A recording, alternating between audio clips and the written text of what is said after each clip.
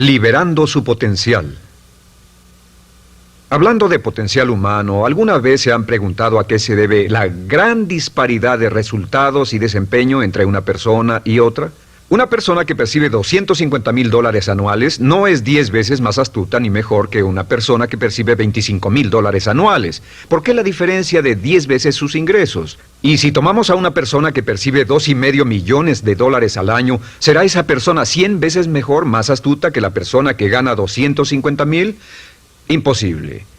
En un estudio reciente de coeficiente intelectual probaron a 1,000 personas de una cierta población y llegaron a la conclusión de que la mejor persona entre los 1,000 solo era 2,5 veces más astuta que la persona de menor coeficiente intelectual. Solo 2,5 veces la disparidad, y tal vez eso sea con toda la población. ¿A qué supone que se debe la diferencia? Al hablar de potencial humano, llegamos a una fórmula que deduje hace algunos años. Tal vez eso lo explique un poco. La fórmula comienza con lo que llamamos AI. O sea, atributos innatos, las cualidades, la inteligencia, la habilidad, el temperamento, cosas con las que se nace que no pueden cambiarse mucho. Además de los atributos adquiridos.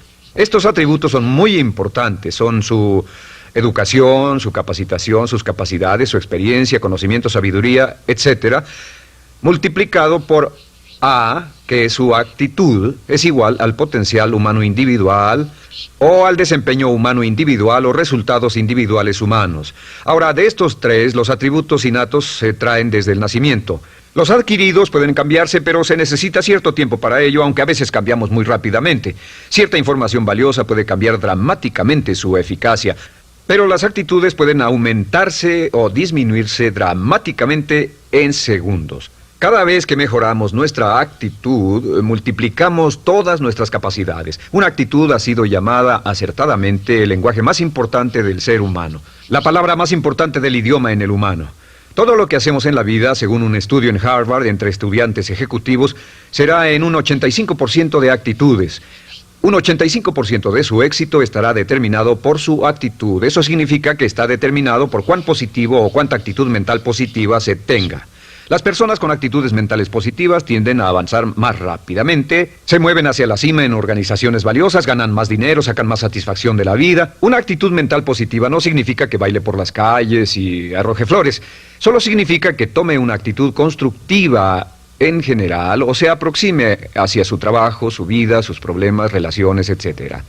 Según el informe Cox de las empresas americanas, según la revista Success, un 85% o más de todo lo que se logra se debe a la actitud. Y la pregunta es, ¿de dónde vienen las actitudes? Las actitudes vienen de las expectativas.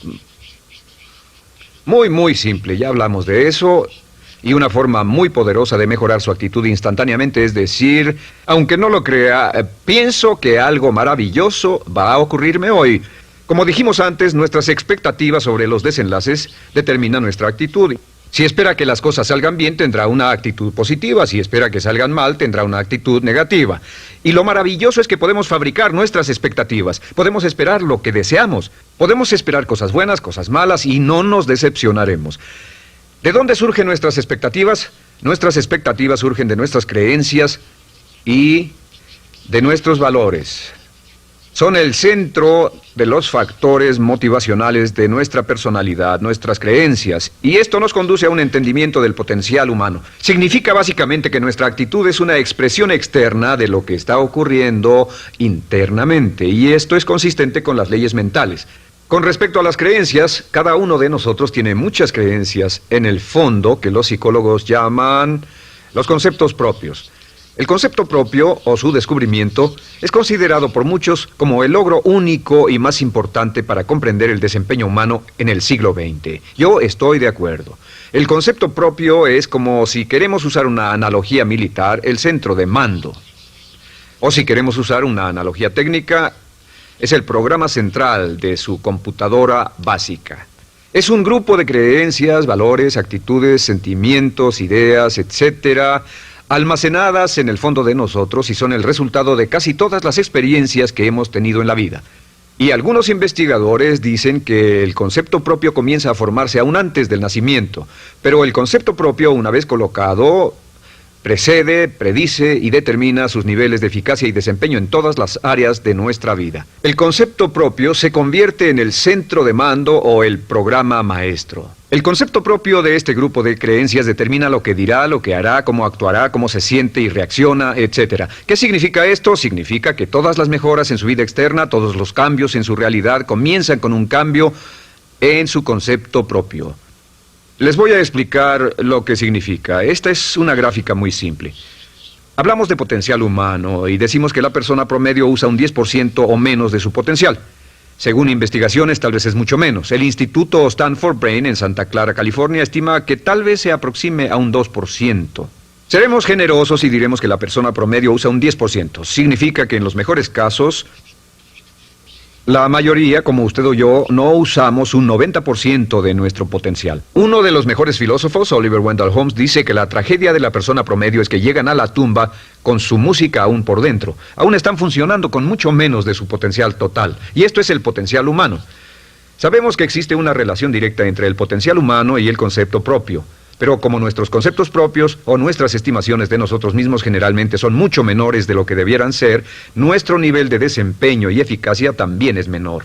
Sabemos que nuestro concepto propio es altamente subjetivo.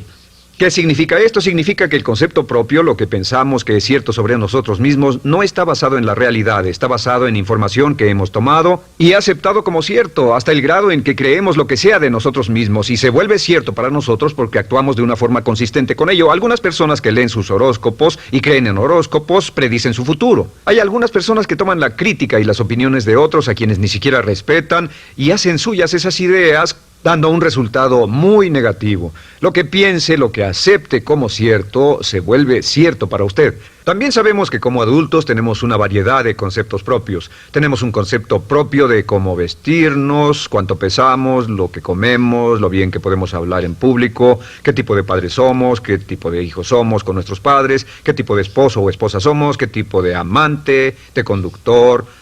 Lo interesante de manejar es que todos los hombres tienen un concepto muy positivo con respecto a esto. Las mujeres no entienden esto, pero los hombres nacen con un genio inherente para manejar. Todos los hombres son choferes excelentes. Si no lo creen, todo lo que tienen que hacer las mujeres que están viendo esto es pensar en la última vez que trataron de corregir la forma de conducir de un hombre y recordarán que no obtuvieron buenas respuestas. ¿Cómo respondemos ante alguien que desafía nuestro concepto propio, sugiriendo que no somos las personas que pensamos ser? Estamos a la defensiva, nos enfadamos, nos irritamos, es difícil que nos traten.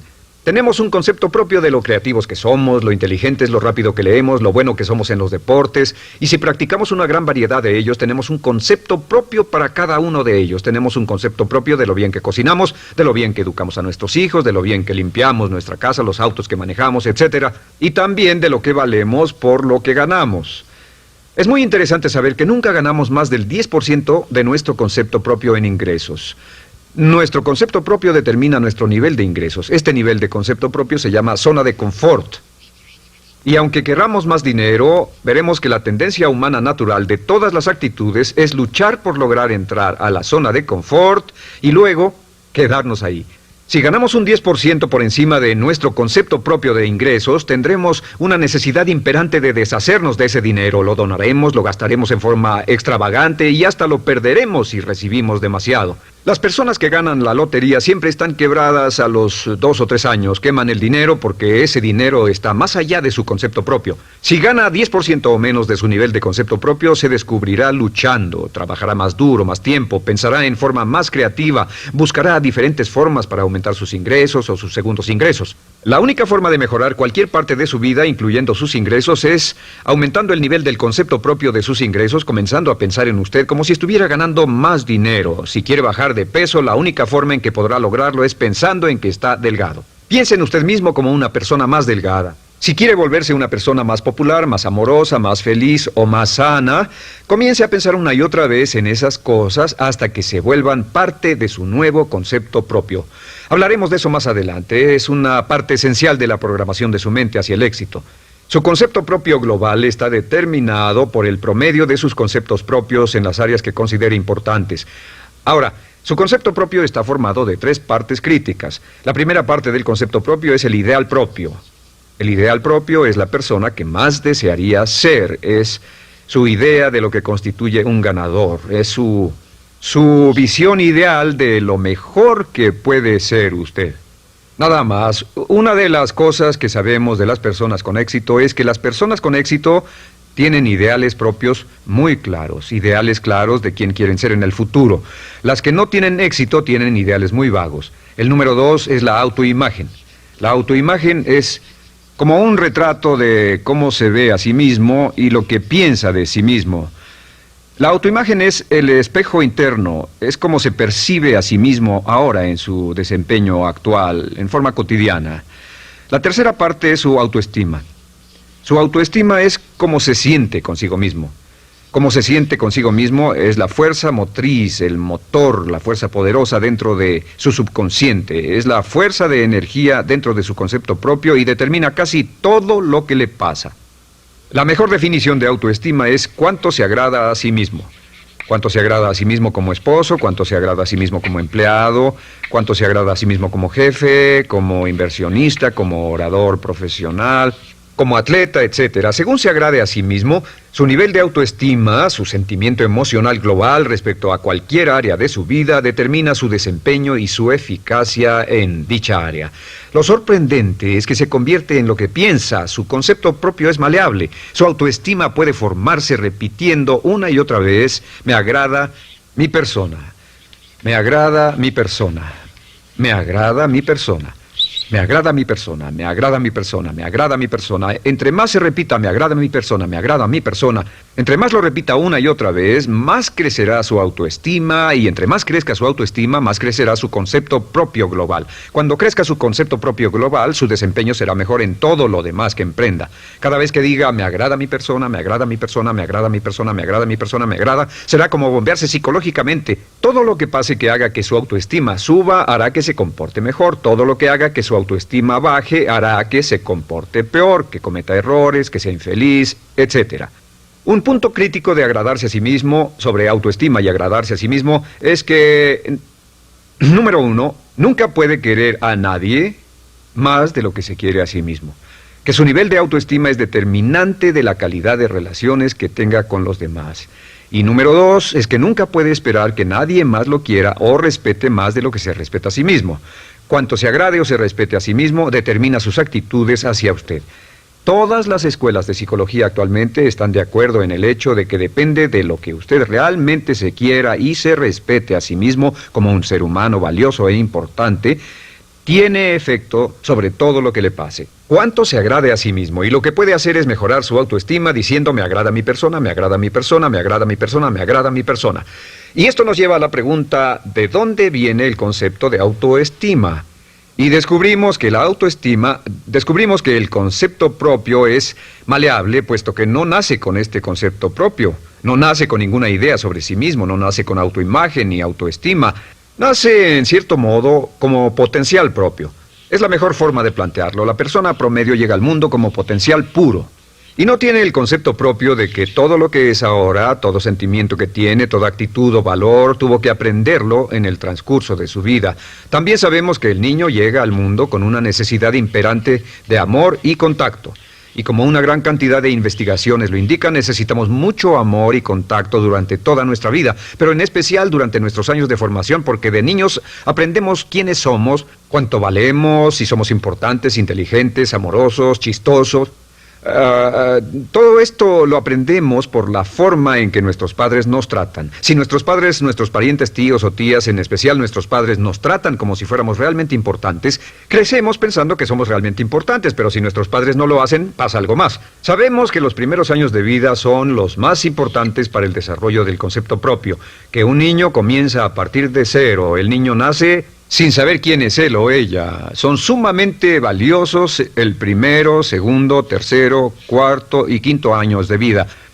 Algunos psicólogos pensaban que eran los 5 primeros años, pero ahora dicen que son los 3 primeros años. En sus 3 primeros años de vida el niño aprende quién es y dicen que si se les da suficiente cantidad y buena calidad de amor en los 3 a 5 primeros años, los prepara usted de por vida. Los coloca en una base sólida de autoestima y confianza en sí mismos, valor e importancia realmente. Existe una relación directa entre la calidad y la cantidad de amor y el desarrollo de una personalidad sana.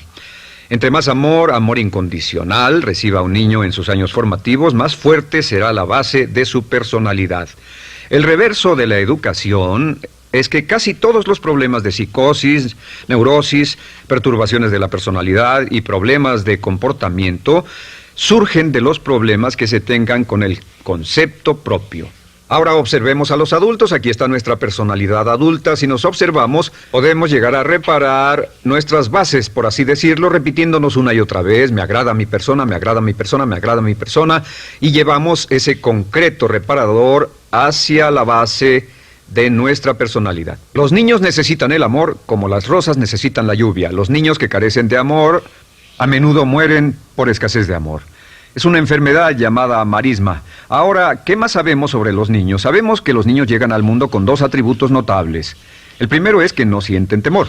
Los niños nacen sin temores. No temen a nada excepto a caerse y a los ruidos fuertes. Y esto se expresa en sus actitudes: yo puedo. Los niños llegan al mundo pensando que pueden hacer cualquier cosa, y quien haya criado a un niño hasta la edad de 3, 4 o 5 años sabe que debe pasar esos primeros años evitando que se maten, porque son como pilotos japoneses, porque no le tienen miedo a nada. Su segundo atributo es que llegan al mundo totalmente espontáneos. Dicen lo que quieren, hacen lo que quieren, son totalmente desinhibidos. Totalmente. Ellos no temen hacer nada de lo que desean, y esto se expresa en su actitud: no quiero. No tengo que hacerlo. Si ha tratado de controlar a un niño, lo habrá visto. Lo primero que dicen cuando comienza a darle órdenes, lo primero que aprenden es: no tengo que hacerlo. Claro, a veces cambiamos sus mentes de una u otra forma, pero estos son los dos atributos con los que los niños llegan al mundo. Llegan al mundo sin temores y desinhibidos. ¿Qué significa esto? Significa que nuestro derecho innato natural es no ser temerosos y ser desinhibidos. Y solo cuando podemos crear la misma situación en nuestra vida adulta, cuando no tememos y somos desinhibidos, nos sentimos a gusto con nosotros mismos. Las mejores organizaciones, las mejores compañías son las que crean un ambiente donde nos sentimos sin temores y sin reservas para ser nosotros mismos y para hacer lo mejor de nosotros. Al crecer descubrimos que los niños aprenden de dos maneras. La primera es por imitación. Imitan a uno o a ambos padres, en especial al padre dominante. Algunas veces el padre dominante cambiará cuando crezca el niño, y a veces los niños imitan al padre, a veces a la madre, pero aprenden por imitación. Muchas características y hábitos que tenemos como adultos los aprendimos de nuestros padres. ¿Alguna vez ha tenido la oportunidad, ha tenido la ocasión de gritarle o reñirle a uno de sus hijos? Verá que le dice las mismas cosas que le dijo su padre a usted cuando era niño. Así que imitamos. A veces imitamos su caminar, a veces su forma de hablar, a veces imitamos sus valores, sus creencias, etcétera, aunque esos valores y esas creencias no tengan ningún valor. ¿Por qué? Porque nuestros padres eran así cuando nosotros éramos niños. La segunda forma en que aprendemos es pasando de la incomodidad, lo que no se siente bien, hacia la comodidad. Freud llamó a esto el principio del placer. O sea que nos movemos hacia aquello que nos hace sentir cómodos, lo que nos da placer, lo que nos hace sentir bien con nosotros. Nos movemos de la incomodidad hacia la comodidad. Así es como aprendemos a no mojar el pañal, por ejemplo. Sabemos que no es agradable caminar con popó o pipí en nuestros pañales. Vemos lo que hacen nuestros padres, vemos lo que nuestros parientes hacen y decimos: estas personas no hacen lo que yo. Así aprendemos a caminar y lo demás. Así que de la incomodidad hacia la comodidad. Durante toda nuestra vida, por cierto, así es como aprendemos. Imitamos leyendo lo que otras personas hacen, estudiando libros y en el trabajo, imitamos cuando vamos a la escuela, y hacemos lo que nos da resultados positivos, lo que nos da refuerzos positivos, y hacemos cada vez menos las cosas que nos causan incomodidad o dolor. Ahora, muy temprano en la vida, como equivocación o como resultado de una equivocación que los padres cometen en la crianza, los niños comienzan a aprender hábitos y patrones negativos. Los patrones y hábitos negativos tienen sus raíces principalmente en la crítica destructiva. La crítica destructiva comienza muy temprano en la vida, a veces en los primeros meses. Y la crítica destructiva la usan los padres para dirigir y controlar a sus hijos. Desafortunadamente, tiene un efecto muy peligroso y dañino sobre nosotros, ya que la crítica destructiva tiende a minar la integridad de la personalidad del niño. Muchos de nosotros, incluyéndome a mí y a muchos de ustedes, nos hemos visto minados y heridos por la crítica destructiva más que todas las guerras en la historia. Ahora, como resultado de la crítica destructiva, comenzamos a desarrollar hábitos y patrones negativos. Los patrones de hábitos negativos son respuestas condicionadas hacia los estímulos. Los patrones de hábitos negativos se desarrollan en los inicios de la vida.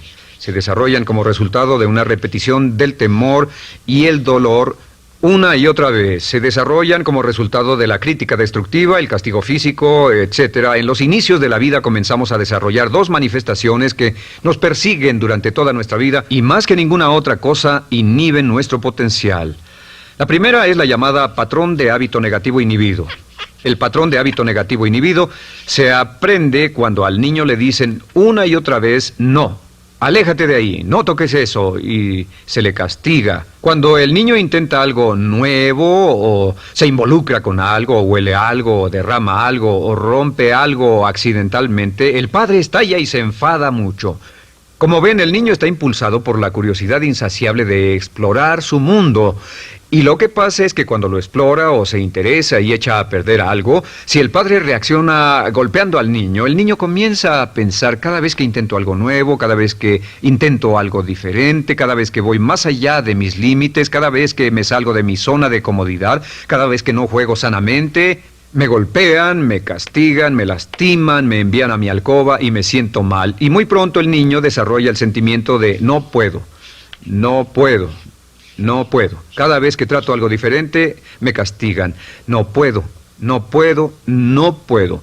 Es como la respuesta de Pavlov. Pavlov sonaba la campana y le daba de comer a un perro, y el perro salivaba, y Pavlov alimentaba al perro. Mientras sonaba la campana, el perro salivaba y siguió haciendo eso, y después Pavlov solo sonaba la campana y el perro salivaba. Lo que pasa en la vida adulta es que esto crea lo que llamamos temor al fracaso. El temor al fracaso es una respuesta condicionada a un proceso de crítica destructiva que ocurre en los primeros 5 o 6 años de la vida. El temor al fracaso automáticamente nos activa, nos sentimos ansiosos, tensos, intranquilos, sentimos presiones y estrés en nuestro plexo solar, sentimos ganas de retirarnos del evento y el temor al fracaso es la razón principal por los fracasos en la vida adulta. Es la razón principal por la que evitamos cumplir plenamente nuestro potencial. De hecho, todos los patrones de hábitos negativos se experimentan en el cuerpo físico. Puedes saber cuál es un patrón de hábito negativo porque se siente en el cuerpo físico, precisamente. El patrón de hábito negativo inhibido, el temor al fracaso, el no puedo, ocurre primero que todo en el plexo solar. ¿Ha tenido la ocasión donde debe hablar frente a un grupo, debe ir a una revisión de su desempeño o debe hacer una llamada determinante? Primero su plexo solar se aprieta. Si el temor continúa, su respiración se acelera. Su corazón comienza a latir apresuradamente, su frecuencia respiratoria aumenta y le duele la cabeza como migraña en la parte frontal, su garganta se le cierra y no puede hablar y se le seca la boca por completo. Y como se pone tan tenso y asustado, va corriendo al baño. Estas son todas las manifestaciones. No hay peligro físico, pero sí peligro psicológico, una respuesta condicionada. Cuando sentimos estas cosas, la tendencia es retirarse de la situación que las ocasiona y es la razón por la que no logramos mucho si retrocedemos. Es muy importante. El segundo patrón de hábitos negativos es el compulsivo. El patrón de hábito negativo compulsivo se aprende cuando a los niños se les dice una y otra vez, más vale que lo hagas. Si no lo haces, tendrás problemas o me las pagarás. A los niños se les convierte en recipientes del amor condicionado. Los padres no intentan hacer esto, pero lo que hacen es sugerirle al niño, no te amo. Por lo tanto, no estás a salvo, a menos y hasta que hagas lo que yo quiero. El niño crece sintiendo, tengo que hacer lo que quiera mi mamá. Debo complacerla, debo complacer a papá, debo complacer a los demás, debo complacer a mis parientes y a veces debo complacer a mis semejantes, debo complacer a mis maestros, debo complacer a todo el mundo y crecen con esto, debo. No puedo hacer lo que quiero hacer, debo hacer lo que complace a las demás personas. Este patrón de hábito negativo muy temprano en la vida se traduce en el temor al rechazo. El temor al rechazo lo experimentan los hombres como adultos como un comportamiento tipo A. Hablaremos del comportamiento tipo A posteriormente. El comportamiento tipo A es una necesidad compulsiva o excesivamente compulsiva de complacer de algún modo a alguien sin normas de comportamiento, prácticamente sin pensarlo. El temor al rechazo nos impulsa, nos hace muy sensibles a las necesidades de los demás. Hacemos cosas que otras personas quieren, no hacemos lo que nosotros queremos. Siempre estamos tratando de complacer a los demás. Tenemos preocupaciones o nos importan las opiniones, sentimientos y actitudes de otros hasta el punto donde ocultamos nuestras necesidades. El temor al rechazo se siente en la columna del cuerpo. Se divide el cuerpo a la mitad y se siente hacia abajo en la mitad posterior del cuerpo. El primer lugar donde comienza a sentirse el temor al rechazo es generalmente en los hombros y el cuello. Nos sentimos entumidos, duros, tensos. Cuando tenemos mucho que hacer sentiremos un estrés tremendo en la columna. Los músculos se estiran en la parte posterior. A veces se manifestará como flebitis y venas varicosas y a menudo nos darán dolores de cabeza en la parte posterior de esta porque las arterias carótidas que llevan la sangre hasta la cabeza, los músculos a su alrededor se contraen y la cantidad de sangre que fluye hacia la cabeza fluye más lentamente y se siente un terrible dolor de cabeza en la parte posterior.